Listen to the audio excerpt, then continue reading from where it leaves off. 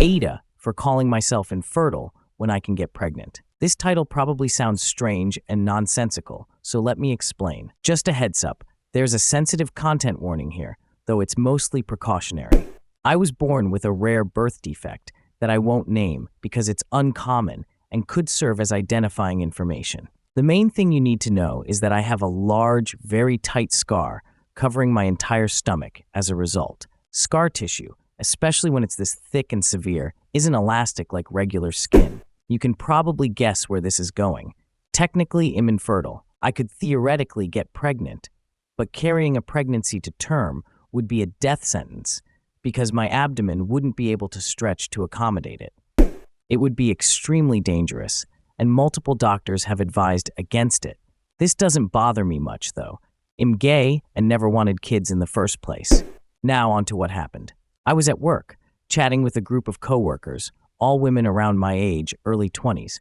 I'd explain why our team's setup is this way, but pairing that with vague information about my condition might also identify me for anyone who knows me, IRL. Lol. Anyway, the topic of kids came up. People were asking each other if they planned to have kids, and I said that I don't want kids, but also am infertile anyway. One coworker asked how I found out. I explained what I just outlined above.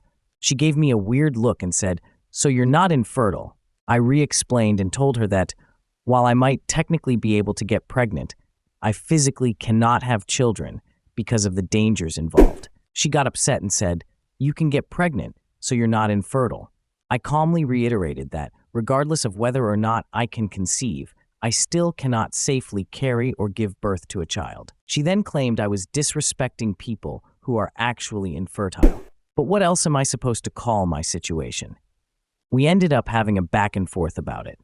I kept my tone calm because we were at work, but then she shifted her argument. She said that it's rude for me to call myself infertile because I don't want kids anyway, so I don't face the same struggles as infertile women who want children. This argument I could sort of understand. After all, my infertility hasn't caused me any emotional distress. In fact, I was relieved when I found out because it meant I didn't have to deal with nosy relatives pressuring me to have kids. Of course, I would never say anything like that to a woman who's struggling with infertility. But at the same time, I've never claimed to face those struggles myself. Also, this particular coworker isn't even infertile, so I have no idea why she's feeling offended on behalf of other infertile women. One other person sided with her, but most of the group just went silent, and the whole conversation fizzled out awkwardly. No one defended me. Now, she's going around telling people who weren't there that I'm lying about being infertile. At first, I thought this whole thing was beyond stupid, but the fact that no one stood up for me has me second-guessing things. Maybe I shouldn't call myself infertile. I looked up definitions of infertility, and it seems my situation fits under some definitions, but not others. That's why I'm turning to you. AITA? Discuss in the comments section below, and I'll pin the most upvoted comment.